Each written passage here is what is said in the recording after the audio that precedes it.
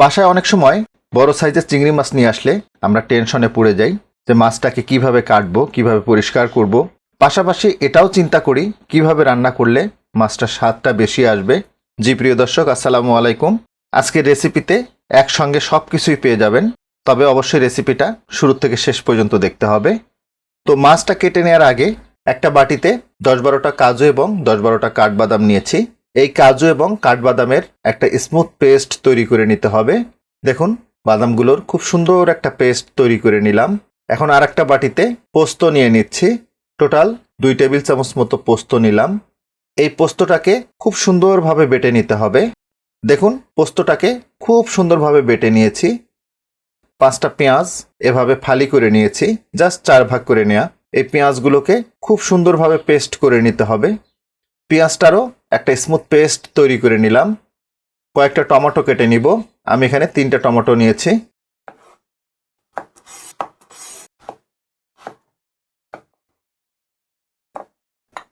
টমেটোগুলোকে just 4 ভাগ করে নিচ্ছি। এখন এই টমেটোটার খুব সুন্দর একটা পেস্ট তৈরি করে নিব। দেখুন, টমেটোটারও একটা স্মুথ পেস্ট তৈরি করে নিলাম। দেখুন, আমি এখানে কিছু এক্সেল সাইজের চিংড়ি মাছ নিয়েছি। এই চিংড়ি মাছগুলোকে আমি 2 ভাবে কেটে দেখাবো, সেই সাথে কিভাবে রকটা পরিষ্কার করতে হয় সেটাও দেখাবো। শুরুতেই চিংড়ি মাছের পাটা কেটে নিতে হবে। তো একটা কাঁচির সাহায্যে পাগুলো কেটে নিচ্ছি।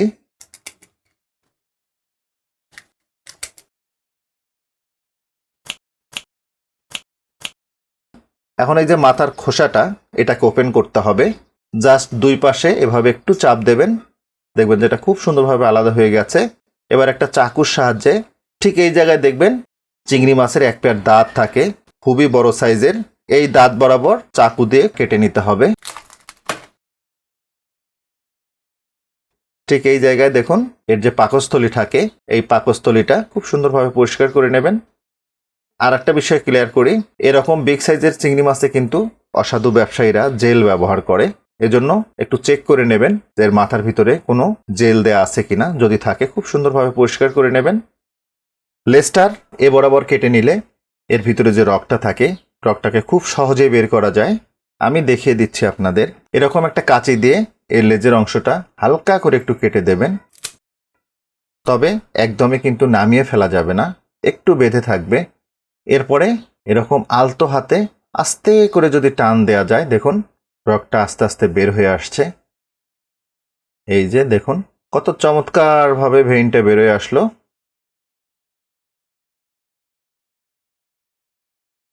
মাছটার সৌন্দর্যের জন্য আমি লেজটা কাটবো না, জাস্ট এরকম চাকু দিয়ে হালকা করে লেজটা পরিষ্কার করে নিব। দেখুন খুব সহজেই পরিষ্কার হয়ে যাচ্ছে। এই তো হয়ে গেল। এইবার করে দেখাবো দ্বিতীয় পদ্ধতিটা, যেটা খুবই সহজ এবং ইফেক্টিভ। এই পদ্ধতিটা যে কেউই করতে পারবেন, কোনো সমস্যা হবে না। তো যথারীতি শুরুতে আগের ছোট পা গুলো কেটে নিব। এইটাতে জাস্ট ছোট পা গুলোকে কেটে নিতে হবে। দেখুন ছোট পা গুলো কেটে নিয়েছি। এখন যেটা করতে হবে, ঠিক মাথার এই যে জয়েন্ট অংশটা, এখানে দেখবেন একটা পাতলা পলিথিনের মতো একটা লেয়ার আছে। এই লেয়ারটাকে চাকু কিংবা কাঁচি দিয়ে কেটে দিতে হবে। এটা কতটা সহজ একটু খেয়াল করুন।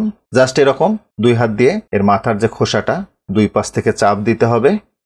এরপরে এই যে পায়ের গুচ্ছগুলো, এই পা গুচ্ছ ধরে আলতো করে টান দিতে হবে। দেখুন কত সহজে আলাদা হয়ে গেল। এবং মজার ব্যাপার হচ্ছে, খেয়াল করে দেখুন এই মাথাটাতে একটু কিন্তু মাছ লেগে নেই। টোটাল মাছটা মাছের মাথায় থেকে গেছে। একই নিয়মে লেজের অংশটুকু কেটে দিব। এরপরে আলতো হাতে টান দেবেন। যদি আমার রেসিপিগুলো আপনাদের ভালো লাগে আর আপনি আমার চ্যানেলে নতুন হয়ে থাকেন, তাহলে রিকোয়েস্ট করব আমার চ্যানেলটাকে সাবস্ক্রাইব করে চ্যানেলটার পাশেই থাকতে। চলে আসলাম রান্নায়। চুলে একটা প্যান বসিয়েছি। রান্নার তেল দিয়ে দিব। 3 টেবিল চামচ মতো রান্নার তেল দিয়ে দিলাম। পেঁয়াজ বাটাটা দিয়ে দিব। নর্মালি পেঁয়াজ কুচানো যতটা সহজে কষিয়ে নেওয়া যায়, পেঁয়াজ বাটাটা কিন্তু সহজে কষানো যায় না। এজন্য এটাকে একটু ধৈর্য ধরে কষিয়ে নিতে হবে, আদারওয়াইজ পেঁয়াজের কিন্তু কাঁচা গন্ধটা থেকে যাবে। মিডিয়াম হিটে পেঁয়াজ বাটাটাকে 5-6 মিনিট ধরে ভেজে নিলাম। দেখুন এটাতে ব্রাউনিশ কালার চলে আসছে। এখন এখানে দিব 1 চা চামচ রসুন বাটা, 1 চা চামচ আদা বাটা,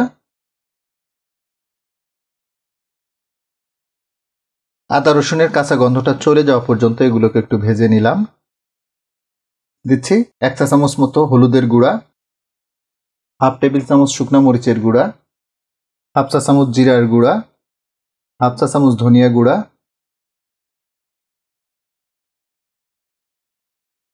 টমেটো পেস্টটা দিয়ে দিব।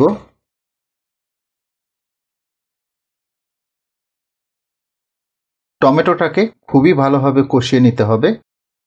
ঢাকনাটা লাগিয়ে দিচ্ছি। চুলার জালটাকে মিডিয়াম টু লোতে রাখবো। এই পর্যায়ে মিডিয়াম টু লো হিটে টমেটোটাকে প্রায় 4-5 মিনিট মতো কষিয়ে নিলাম। দেখুন তেলটা সেপারেট হয়ে গেছে। এই মশলাটাকে আরও ভালোভাবে কষিয়ে নিতে হবে। এজন্য হাফ কাপ মতো পানি দিয়ে দিব।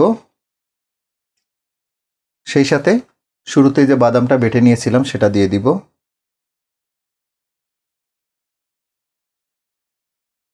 খেয়াল রাখবেন, চিংড়ি মাছ রান্নায় সবসময় মশলাটাকে খুবই ভালোভাবে কষিয়ে নিতে হবে। চিংড়ি মাছ দেওয়ার পরে মশলাটাকে আর কিন্তু কষিয়ে নেওয়ার কোনো স্কোপ নেই। কেন এই কথা বলছি? যদি মশলা সহ চিংড়ি মাছটাকে কষিয়ে নিতে যান তো সেই ক্ষেত্রে চিংড়ি মাছটাকে অনেক সময় ধরে রান্না করতে হবে। আর আপনারা সবাই জানেন চিংড়ি মাছ দীর্ঘ সময় রান্না করলে এটাতে রাবারি ভাব চলে আসে, সেই সাথে এর যে জুসিনেস সেটাও কিন্তু চলে যায়।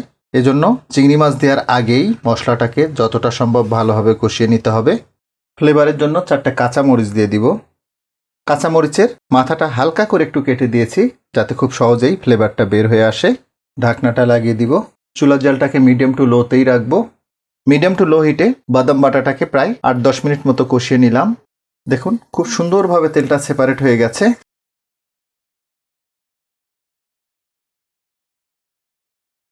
ফাইনালি সেই পোস্ত বাটাটা দিয়ে দিব। সেই সাথে আরও হাফ কাপ মতো পানি দিয়ে দিব। দিব লবণ। আমি হাফ টেবিল চামচ দিয়ে দিলাম, আপনারা আপনাদের রুচি মতো কমিয়ে বাড়িয়ে নেবেন। আপনারা চাইলে এখানে নারকেলের দুধও দিতে পারেন। আমি যেহেতু বাদাম বাটা এবং পোস্ত বাটাটা দিয়েছি এজন্য নারকেলের দুধটা দেইনি। তো গ্রেভিটাতে জাস্ট একটা বলক আসা পর্যন্ত আমরা জ্বালিয়ে নিব। দেখুন গ্রেভিটাতে একটা বলক চলে আসছে।